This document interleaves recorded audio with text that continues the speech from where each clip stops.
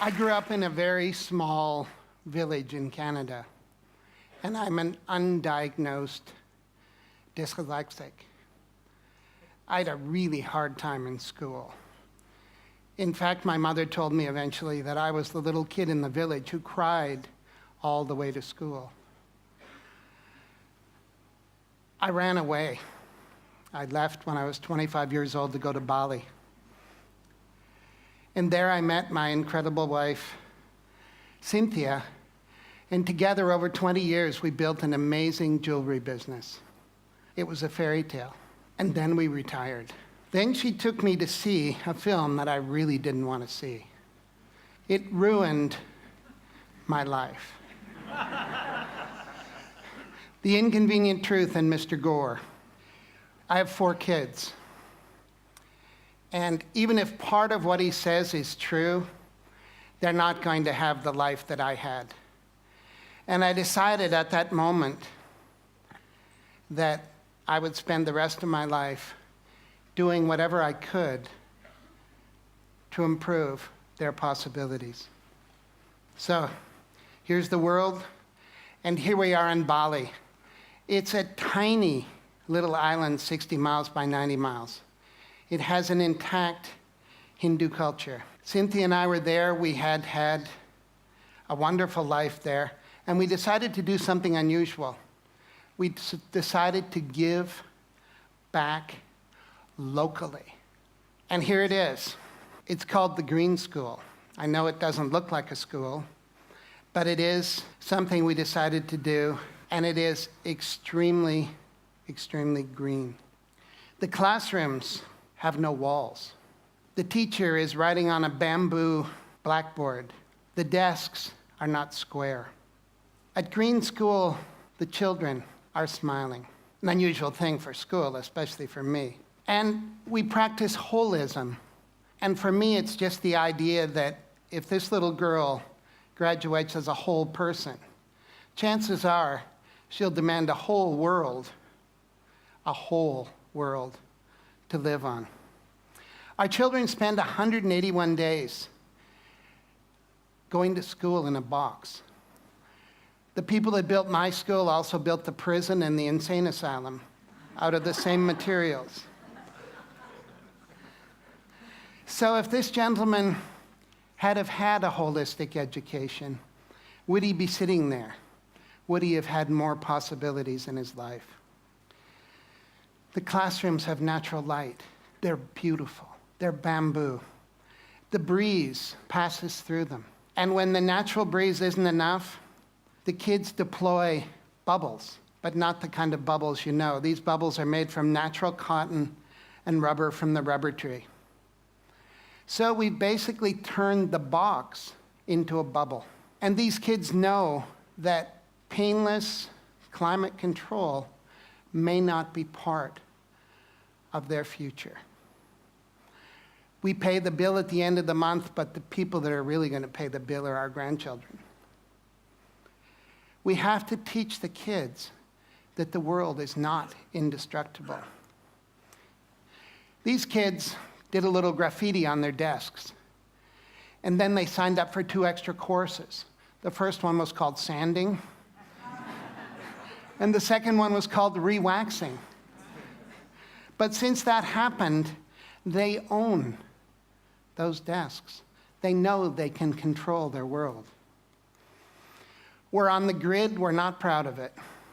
But an amazing alternative energy company in Paris is taking us off the grid with solar. And this thing is the second vortex to be built in the world. In a 2.5 meter drop on our river, when the turbine drops in, it will produce 8,000 watts of electricity day and night. And you know what these are. There's nowhere to flush. And as long as we're taking our waste and mixing it with a huge amount of water, you're all really smart, just do the math. How many people times how much water? There isn't enough water. These are compost toilets. And nobody at the school wanted to know about them, especially the principal. And they work. People use them. People are okay. It's something you should think about doing.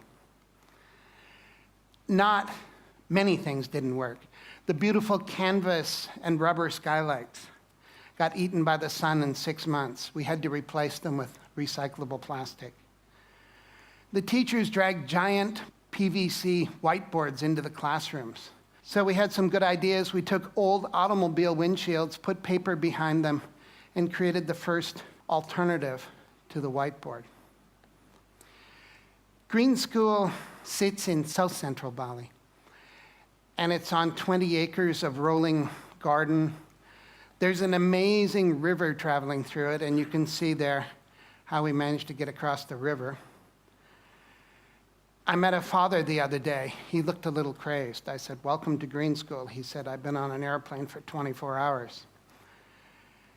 I asked him,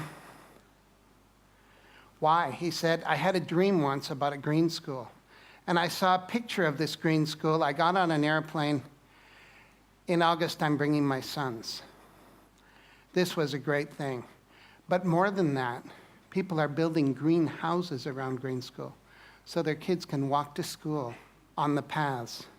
And people are bringing their green industries, hopefully their green restaurants, to the Green School. It's becoming a community. It's becoming a green model. We had to look at everything. No petrochemicals in the pavement. No pavement. These are volcanic stones laid by hand. There are no sidewalks. The sidewalks are gravel. They flood when it rains, but they're green. This is the school buffalo. He's planning to eat that fence for dinner. All the fences at Green School are green. And when the kindergarten kids recently moved their gate, they found out the fence was made out of tapioca. They took the tapioca roots up to the kitchen, sliced them thinly, and made delicious chips. Landscaping. We managed to keep the garden that was there running right up to the edge of each of the classrooms. We dropped them gently in. We made space for these guys, who are Bali's last black pigs. And the school cow is trying to figure out how to replace the lawnmower on the playing field.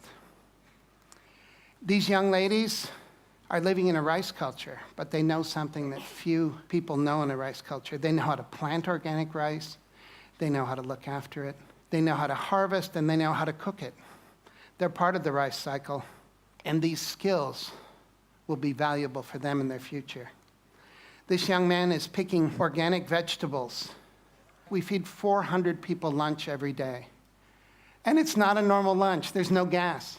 Local Balinese women cook the food on sawdust burners using secrets that only their grandmothers know. The food is incredible. Green School is a place of pioneers, local and global. And it's a kind of microcosm of a globalized world. The kids are from 25 countries. When I see them together, I know that they're working out how to live in the future. Green School is going into its third year with 160 children. It's a school where you do learn reading, one of my favorites, writing, I was bad at it, arithmetic, but you also learn other things. You learn bamboo building. You practice ancient Balinese arts. This is called mud wrestling in the rice fields. The kids love it. The mothers aren't quite convinced. We've done a lot of outrageous things in our lives, and we said, okay, local, what does local mean? Local means that 20% of the population of the school has to be Balinese. And this was a really big commitment, and we were right. And people are coming forward from all over the world to support the Balinese Scholarship Fund, because these kids will be Bali's next green leaders. The teachers are as diverse as the student body, and the amazing thing is that volunteers are popping up. A man came from Java with a new kind of organic agriculture. A woman came from Africa with music.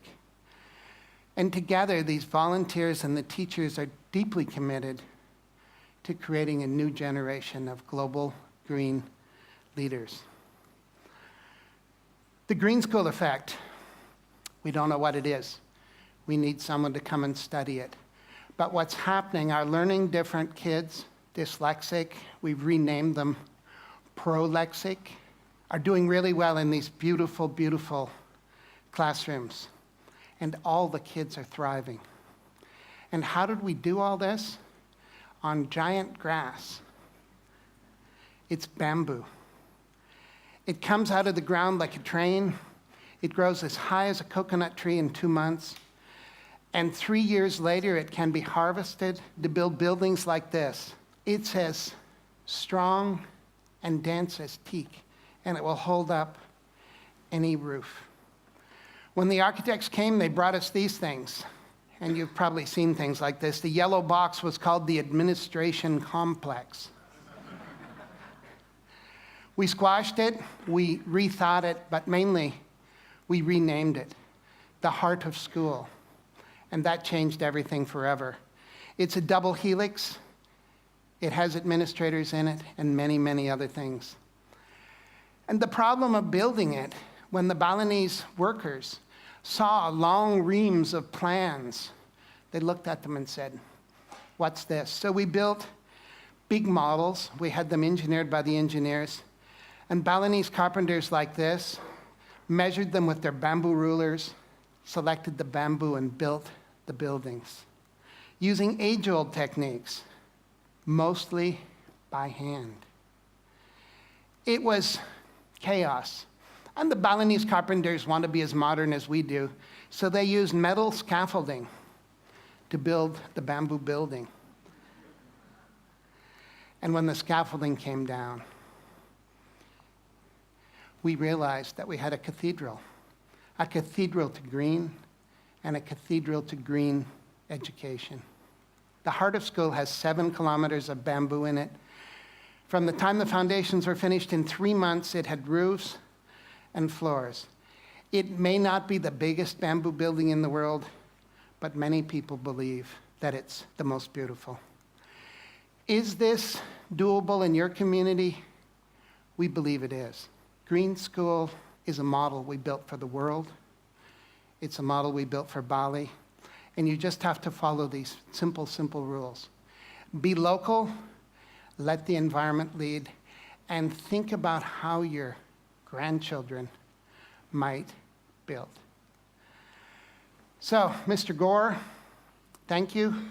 You ruined my life, but you gave me an incredible future.